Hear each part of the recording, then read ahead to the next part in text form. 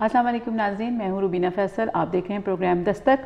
ناظرین، یہ ایپیسوڈ ہے سٹوری آف پاکستان کی کنٹینیوٹی میں، اور اس میں جیسا کہ آپ جانتے ہیں کہ ہم نے ہمیشہ یہ بات کی ہے کہ مرڈر آف ہسٹری جو ہوا پاکستان کو لے کے اور اس کی تاریخ کو لے کے، پری پارٹیشن اور پوسٹ پارٹیشن، اس پہ ہم بات کرتے رہتے ہیں۔ آج کے پروگرام کا موضوع جو ہے وہ ایسٹ پاکستان کی سپریشن ہے، اس پہ ہم بات کریں گے، اور اس میں بھی ہم یہ دیکھیں گے کیا فیکٹرز تھے long term, short term, conspiracies جو چلتی ہیں، اس کے ساتھ ساتھ جو کانسپریسی تھیری کا، اور اس میں کیا ایسٹ پاکستان میں بھی مرڈر آف ہسٹری ہوا اور کس کس سے ہوا۔ اس میں ہم یہ تو جانتے ہیں کہ پاکستان کی جو ایلیٹس تھے یا رولرز تھے، انہوں نے اس کی شیلٹر میں کہ دنیا نے کانسپریسی کی، ہمیں بہت دیر تک یا یوتھ کو تھوڑا مس گائیڈ کیا جاتا ہے، وہ مرڈر آف ہسٹری سے ہم آگاہ ہیں کافی حد تک۔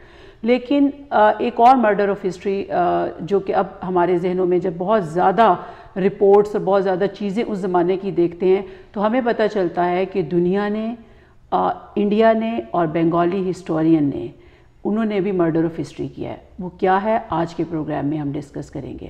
اس میں میرے ساتھ شریک گفتگو رہیں گے ڈاکٹر عمران علی، جو کہ فل برائٹ اسکالر تھے جارج واشنگٹن یونیورسٹی میں، اور آج کل جو ہے وہ پاکستان کی فارن منسٹری سے، فارن سروسز سے منسلک ہیں۔ عمران، آپ کو پروگرام میں خوش آمدید۔ السلام علیکم Rubina ji, thank you for having me. Imran, آج جو ہے بہت نازک موضوع ہے، کیونکہ اس پہ ہر دسمبر کو ہمارے ٹی وی چینلز پہ بات تو ہوتی ہے، لیکن یہ دیکھنے میں یہ آیا ہے کہ جو بھی جس سائڈ کی بات کرتا ہے وہ بس ایک ہی سائڈ کو یا ایک ہی پوائنٹ کو پروو کرنے کی کوشش کرتا ہے، ساری جہتیں جو ہیں ڈائریکشنز کو دیکھنا کوئی گوارا نہیں کرتا۔ آپ نے بڑا اس پہ ریسرچ کیا ہے، بڑا کام کیا ہے۔ میں اب سے یہاں سے ہم سٹارٹ کرتے ہیں، کیا 1947 سے لے کے 1971 تک جو ایک عام تاثر ہے بنگالیوں کے ساتھ ان کی، مطلب اکانومیکلی اور پولیٹیکلی، کیا ٹوٹل ویسٹ پاکستان وائلیشن کر رہا تھا ان کے ساتھ؟ روبینہ جی شکریہ۔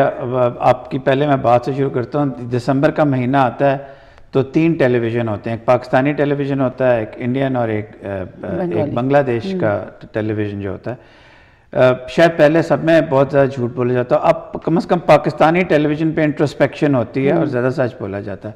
آپ کا سوال یہ ہے کہ جو ایک تاریخ کا قتل ہوا ہے جو پاکستان کی اسٹیٹ سے ریلیٹڈ ہے، وہ اس طرح ہے کہ جی Pakistan, west Pakistanis were Punjabi usurpers, they usurped all rights, economic and political, and when the time came they inflicted war on East Pakistan, and hence what happened. دیکھیے تمام دنیا کی فیڈریشنز میں ہمیشہ کنٹینڈنگ یونٹس کے درمیان جھگڑے ہوتے رہتے ہیں، اور پولیٹیکل اور اکنامک رائٹس پہ بھی دیر از آلویز کانفلکٹ، اسی لیے فیڈریشنز کے اندر امپائرز ہوتے ہیں۔ تو ادھر بھی کانفلکٹ تھا، اور یہ بات صحیح ہے کہ لانگ ٹرم اگر دیکھا جائے تو may be on balance west Pakistan کی جو سائڈ تھی، کیونکہ وہ زیادہ اسٹرانگ تھی compared to east Pakistan at partition, تو مے بی یہ بات صحیح ہے کہ there were issues of economic rights, like export earnings کا تھا، اس کے بعد پولیٹیکل انوالومنٹ کا تھا اور ان چیزوں کا تھا، لیکن this was not a one sided story. جس ایوب برا کو کہا جاتا ہے کہ وہ شاید اس میں زیادہ ہوا ہے، اس میں ایکچولی سب سے زیادہ ریڈریسل ہوا تھا، اور سب سے زیادہ کام ایسٹ پاکستان میں انہوں نے، اور ابھی بھی there are many Bengali friends who acknowledge that. So again this is just a one sided narrative of history کہ جی تمام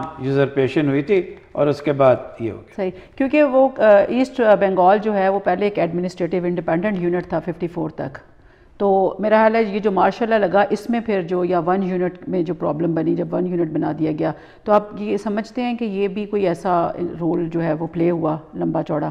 جی وہی بات ہے، وہ ہم پولیٹیکل، اس کی پولیٹیکل امپلیکیشنز میرا خیال ہے ہم پورا ڈیسائڈ، لیکن مرڈر آف ہسٹری کی بات ہو رہی ہے کہ this is the first murder of history, کہ you blame west Pakistan for everything, not taking into consideration the demography and the geography of united Pakistan. اور یہ بھی کہا جاتا ہے کہ مکتی باہنی اور انڈیا نے پھر اس چیز سے بچایا، اور پاکستان آرمی جو ہے یہ کیا، یہ اس کو بھی آپ مرڈر آف ہسٹری کہیں گے کہ پاکستان آرمی جو ہے وہ اس طرح نہیں کھیلی جیسے اس کو کھیلنا چاہیے تھا فیلڈ میں؟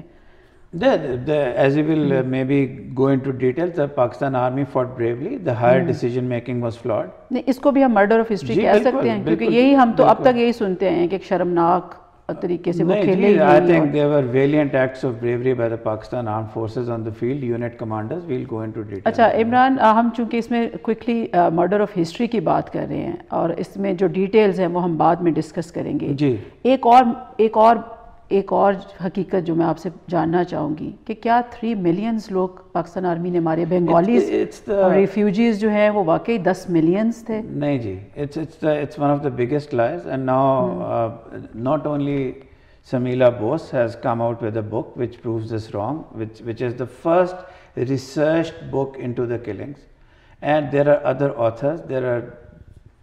This figure of 3 million is a blatant lie. The actual figure is somewhere near 30,000, and remember, this is the high-handedness, or if you call the brutality or the names given to Pakistan's military action, was in response to the orgy of death, rape and plunder that took place against non-Bengalis from March 1 to March 25. And there's now tons of evidence saying that figure itself is a horrendous figure. It goes between 30,000 to 100,000. Before Operation Searchlight, right, the orgy of blood, violence and death, when men, women and children were slaughtered and killed just because they were non-Bengali. And they were called Biharis. And they were called Biharis, and all non-Bengalis were called. And even in cantonments at other places, there was an orgy of death. And the response of the Pakistan Army, and I agree that there were acts of high-handedness committed, but the first blood was drawn between March 1 and March 25th. There are places, Chittagong, Khulna, Jessore, Sanatar, documented.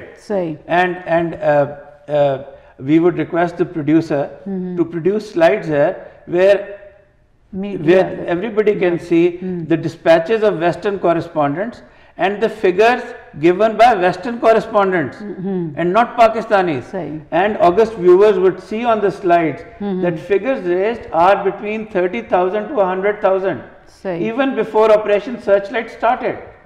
And suddenly, very conveniently, you forget about all this. And villain number 1 is the Pakistani state and the Pakistani army. So that's an acute murder of history. صحیح، یعنی جس کو ہم Mujib's revolution was in full swing at that time. اس revolution کے under جب اس نے کہا تھا کہ we are ready to give lives, but they actually they were taking the lives. جی بالکل، they were taking lives and in tens of thousands. صحیح. اور اس کے بعد and I can take this up with anybody, it's documented now. صحیح. اور جو 25 مارچ کا ہم سرچ لائٹ آپریشن جو یحییٰ خان کو کہتے ہیں، اس سے پہلے میں یہ پھر سے یہ آپ سے کنفرم کرنا چاہیے کہ this is prior to March 25 جی. ٹھیک ہے. And let me tell you, they continued from March 25th to the end of April or May, before the Pakistan Army gained control. And in this orgy, then the Pakistan Army had to also have a very brutal task at its hand. Because merely being called a non-Bengali was a death warrant.